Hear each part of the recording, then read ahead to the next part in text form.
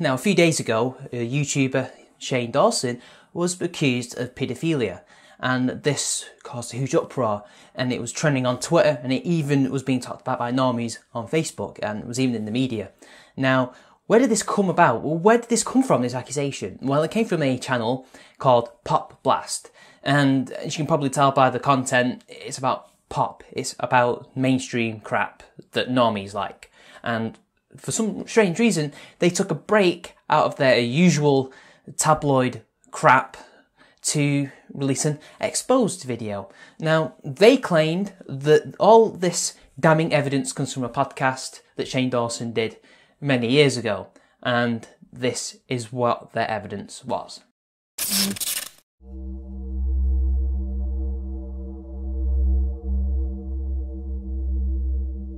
This child was probably 6 years old, and I was taking a picture of something, and the kid turns to me and goes, "Oh, are you Instagramming?"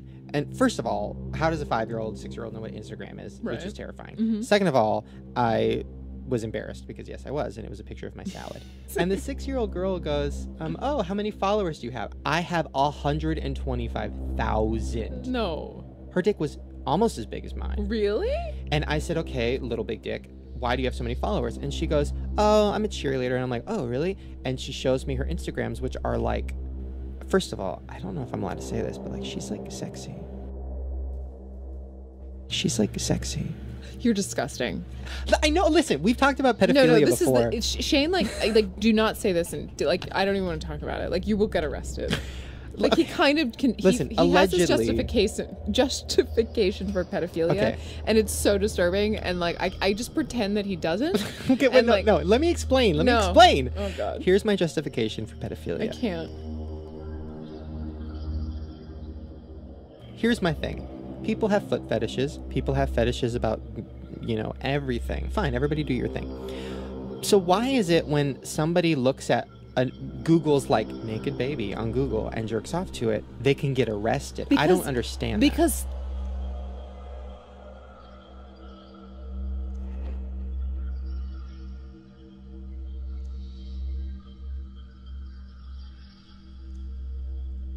here's the worst part of it. I actually went to Google and I'm like, I don't want to see. You could get arrested. I know, but I just wanted to see, like, okay, let me pretend like I'm a pedophile for a sec.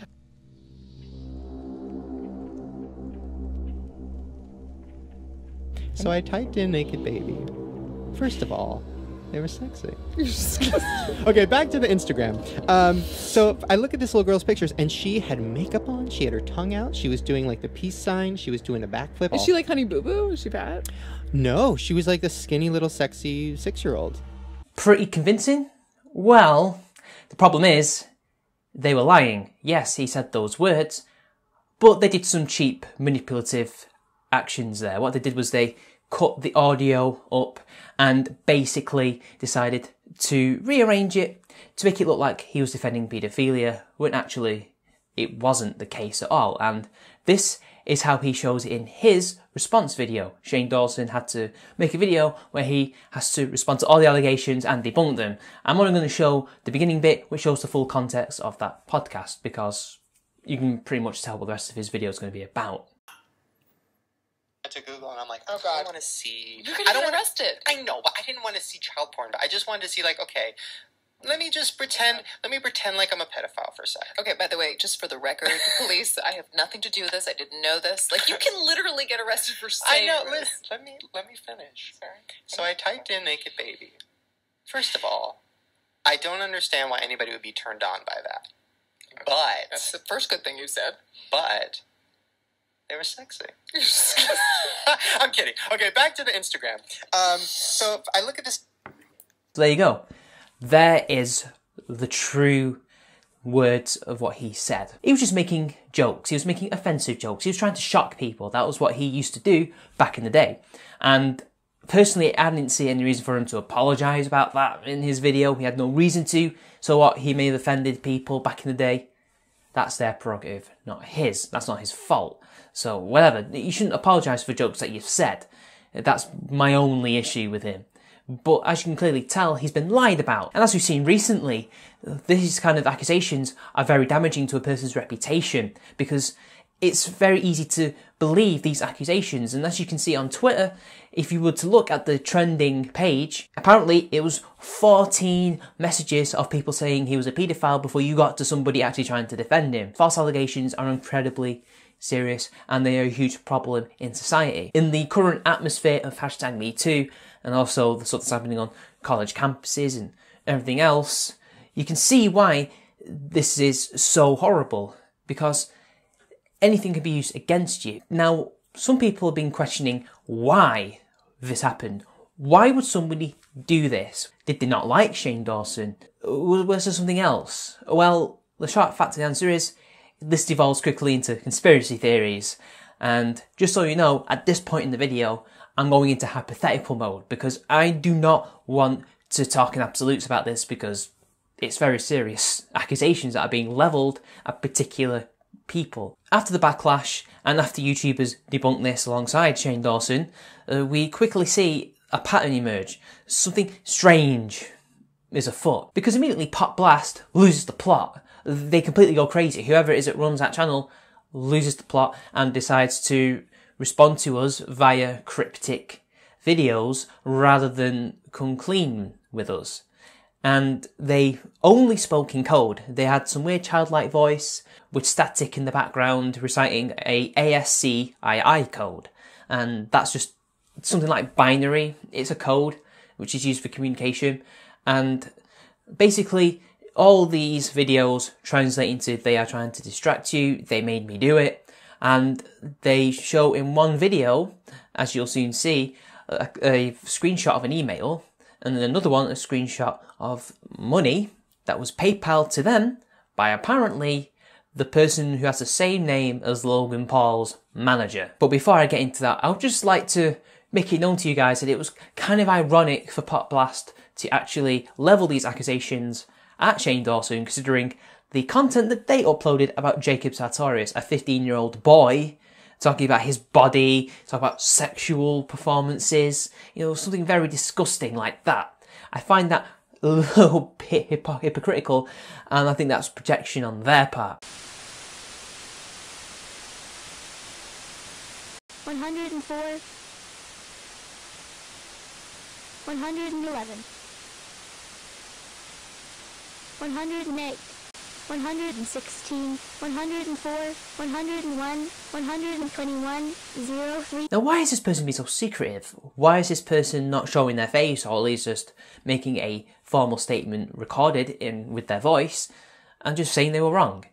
Well, in Shane Dawson's most recent conspiracy theory video, he basically was discussing paedophilia in Hollywood in regards to some interesting things about Nickelodeon and Dan Schneider with the whole foot fetish thing and the sexual innuendo and imagery in his shows. Apparently that may have had something to do with all the stuff that's happened. Like maybe his hypothetical scenario, him talking about the conspiracy theories, considering how big he is and he's on YouTube, legacy media wanted to attack him. The Hollywood establishment wanted to attack him because maybe he was treading on bad ground, but we really don't know. I don't know. Another thing is Logan Paul's manager. Now, that is Logan Paul's manager's name, and it links to all his Twitter pages and his Instagram, as you can see here. So this is a real guy, and that is, as far as I can tell, a real PayPal transaction. Now, why would Logan Paul's manager pay this guy to slander Shane Dawson? Is there any evidence towards this other than what that guy has shown us? Because why should we trust him? He's already lied about one person. Why wouldn't he lie about another? Well, potential is this. Logan Paul was under fire, and as we've seen recently, he's lost his job at YouTube with his YouTube Red thing. He has like a series, and that's been put on indefinite hiatus or hold while they figure shit out. Apparently they can't do what they did to PewDiePie because that's, it's different. But that's besides the point. The point is, he's under so much fire right now due to what he did in the Suicide Forest and releasing that video. The they are trying to distract you thing could mean that. It could mean that Logan Paul wants a distraction from the controversy in order to, get away from the drama. And that's what his manager told this other guy to do. But that doesn't make any sense. Why doesn't it make any sense? Because Logan Paul gained subs from that controversy. Like, overwhelmingly, he made, what, 100,000 subs over that week? I mean, yeah, YouTube's now punishing him a week later, but that doesn't really make sense from a logical perspective, because he still gained subs, even though he lost this YouTube ad contract or whatever it was, or just been put on hiatus. I mean, PewDiePie, in the end, didn't suffer a sub loss, despite the controversies that he went through, and he's close to 60 million now. Or it could mean they're trying to distract you as the Hollywood establishment from being exposed as paedophiles due to the whole atmosphere that we're currently in and the exposing that's been going on. That could be what they meant, and maybe he was told to pay him to do that, but we don't know. I think it's more credible that the establishment is trying to distract us by calling the very person who's calling out the paedophiles as a paedophile. But I do not know. I wish I could explain all this properly, but I can't really make accusations either way, only it's very interesting that there are two suspects in the defamation case. But what can we take from this? What can we gather from this? Well, the simple fact of the matter is this, that false allegations are wrong, and that we should not be, believing these things on face value. You are innocent until proven guilty. And this was the problem. And Twitter curated this. We know that Twitter curates their trending tab as much as YouTube does. So they curated that. They were involved in making him look like a paedophile, rather than, maybe try and make it a little bit more, balanced, with having as much for as anti posts in regards to Shane. And it shows that society still hasn't learned the lesson, that these allegations are serious and should be taken with a grain of salt until evidence can actually be put forward and can actually be proven. Because as you've seen, you can doctor evidence. You can make it up. You can take somebody out of context. You can edit things together to make them say things that they didn't say. This is a fault of society, that we are emotional and we don't look at things logically. But whatever. I've said this loads of times in loads of different videos, and that's pretty much all I can really say in regards to this story. There are strange conspiracy things afoot, and society is nowhere near ready to learn from the lesson of false allegations. So anyway, it's been your boy, and until next time, I'll see you later.